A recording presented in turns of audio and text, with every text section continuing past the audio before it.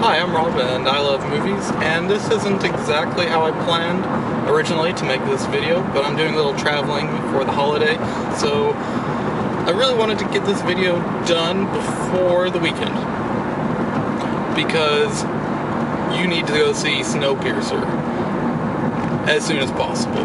If you're not familiar with it, somehow, Snowpiercer is a Korean sci-fi action film from writer-director Joon-ho,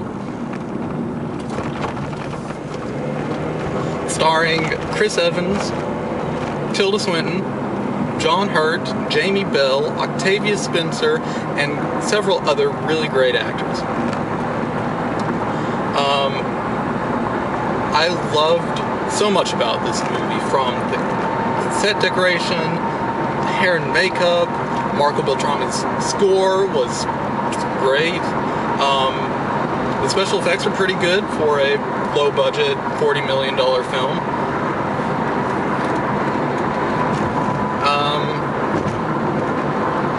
One of the things I loved the most about it was the cinematography. Of course, the whole film is set on a train. The post-apocalyptic last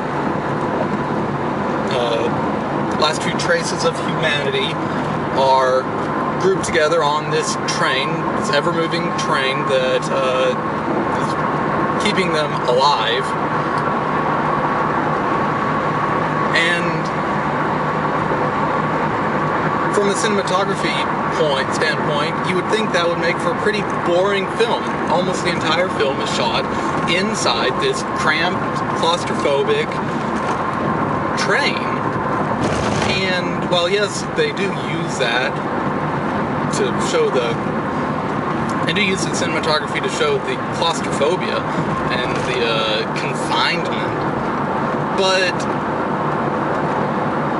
you almost forget in some points that the film is being shot on this train, because the cinematography is just so fluid and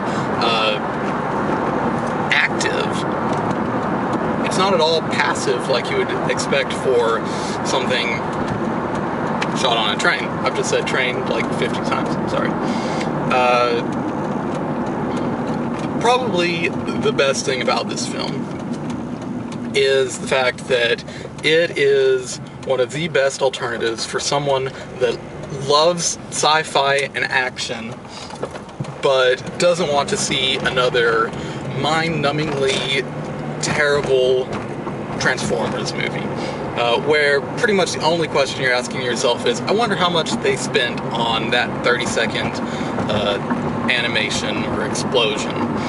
Snowpiercer really makes you think about some tough questions, like what is humanity and what does it mean to be alive? And sometimes is being alive necessarily the same thing as surviving? Because these people are on the train, they're alive, but in a way, in order to stay alive, they had to sacrifice their humanity, which I think is pretty profound.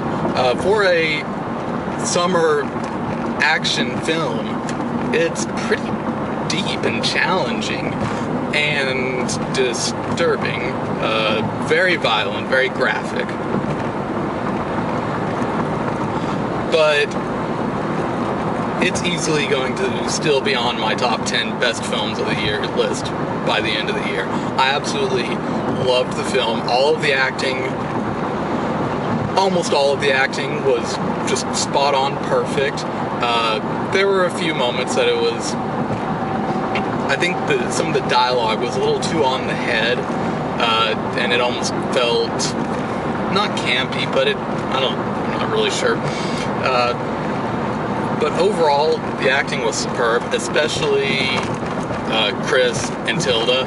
They nailed those roles. I think this film has a lot of Oscar potential, and not just in some of the supporting acting categories, for Tilda, of course, but also some of the technical categories. Maybe not special effects. This is a big year for special effects, or as they all are. But production design, hair and makeup, cinematography. It could, with Harvey Weinstein's support, of course, it could easily get nominations in several categories. But most importantly, you need to go see this movie. It's in about 200 theaters nationwide, so odds are it's probably somewhere close to you. If you have to drive half an hour, 45 minutes, an hour to go see this movie, it will be worth your time. Go see Snowpiercer. I would rate it 5 out of 5 stars. So, I am about to the end of my drive. I will see you next time. Thanks for watching. Bye.